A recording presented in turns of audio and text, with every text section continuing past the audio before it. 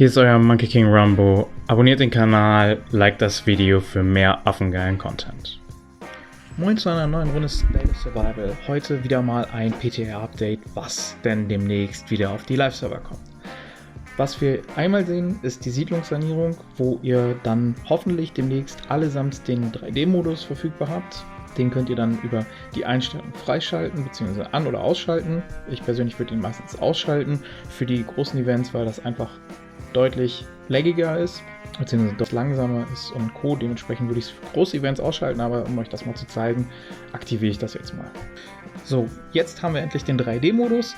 Hat nur knapp 250 Megabyte an Daten nochmal gezogen. Jetzt können wir uns wunderbar diese Belohnung beanspruchen und bekommen Belohnung und haben den 3D-Modus. Da könnt ihr noch ganz viele andere Sachen zusätzlich bekommen, wie ihr das Ganze anpasst, was ihr alles machen müsst. Es gibt winzig kleine Belohnungen, also es ist jetzt nicht so, dass ihr da am Ende mit richtig viel Belohnung rausgeht, aber ihr bekommt dafür wenigstens was, wenn ihr mal den 3D-Modus ausschaltet. Wie gesagt, ihr könnt ihn in den Einstellungen auch wieder ausschalten. Was haben wir noch Neues? Bei Reservoir Raid gibt es neue Gebäude. Die haben wir in ähnlicher Form schon mal, Vorratsgebäude nennen die sich, die haben wir schon mal kennengelernt in einer ganz alten Version, die mal zwischenzeitlich in wenigen Teststaaten getestet wurde. Die funktionieren jetzt anders.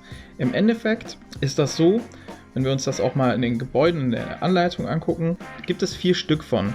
Und im Endeffekt schickt ihr als Allianz immer eure Märsche hin. Und im Endeffekt funktioniert das wie Showdown oder Allianzkrieg Beta.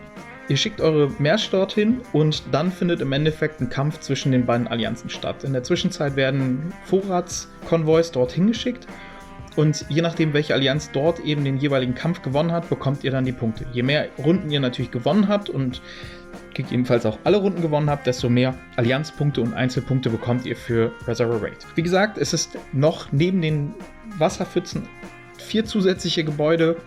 Das heißt, je weniger Spieler ihr aktiv für Reservoir Raid habt, desto einen größeren Nachteil werdet ihr dort erfahren. Je mehr Aktive ihr habt gegenüber einer weniger aktiven Allianz als Gegner, desto mehr Vorteil habt ihr. Man kann halten, was man davon will. Es ist wieder eine zusätzliche strategische Komponente oder eine zusätzliche Komplexität, wo du einfach immer mehr Spieler brauchst und in der aktuellen Verfassung mit den 3 Zeitoptionen, die ihr auswählen müsst und nicht vorher wisst, welche Option ihr wirklich bekommt, ist das natürlich etwas, was das Ganze noch schwieriger macht, weil du im Endeffekt viel, viel mehr Leute brauchst, um eigentlich diese ganzen Gebäude, Rallyes zu füllen, die Wasserpfützen zu sammeln, die Wassertanks zu besetzen und dann noch Märsche dorthin zu schicken. Das ist unfassbar komplex und eigentlich brauchst du mittlerweile immer 30 Leute, nur nicht so viele Allianzen werden es schaffen, egal welche Zeiten sie auswählen, 30 Leute garantiert dabei zu haben. Aber das wird demnächst wahrscheinlich auch wieder auf den Live-Servern nochmal zusätzlich getestet. Wir hatten leider Gottes nur einen Testzyklus bisher, dementsprechend kann ich dazu auch gar nicht so viel en Detail sagen, als das, was ich euch gerade erklärt habe. Was gibt es sonst noch Neues? Die Skinsets, die kennt ihr ja schon, aber wenn wir jetzt mal auf die Intels gehen, auf ein Intel, das auch angreifbar ist, dann werdet ihr sehen, das Marsch-Interface wurde wieder angepasst. Ich kann hier auch verschiedene Varianten wieder auswählen und der zeigt mir oben die Prozente an, also für alle rechenfaulen Menschen hervorragend, die mit 60, 10, 30, 60, 15, 25 immer Probleme hatten, da das richtig einzustellen, kriegen sie es jetzt einfach hin, weil ihnen das vorangezeigt wird. Das Problem ist, beim Ausgleichen und Co. nimmt er eben auch anteilig niedrigere Truppen und nicht nur die höchste Truppengattung. Dementsprechend auch weiterhin die Empfehlung, nutzt die Preset Marches, also die ihr abspeichern könnt. Aber zum Glück ist es so, dass die obersten 3 angezeigten Truppen auch deine stärksten Truppen sind. Und das hilft schon mal enorm, statt das, wie wir es bisher haben, dass ich einmal Infanterie auswählen muss und da dann erstmal alle Varianten davon habe und dann erst zu den Huntern komme. Hier habe ich jetzt zum Glück meine T11, P10 an oberster Stelle allesamt erstmal und kann dementsprechend ganz einfach auswählen. Das hoffe ich kommt ganz, ganz schnell auf die Live-Server, weil das aktuelle March-Interface ist eine Vollkatastrophe.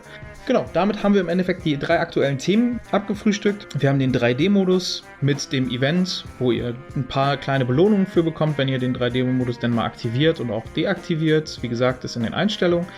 Bei Reservoir Raid die Vorratsgebäude, die 4 Stück. Und das Marsch-Interface, das eben nochmal angepasst wird.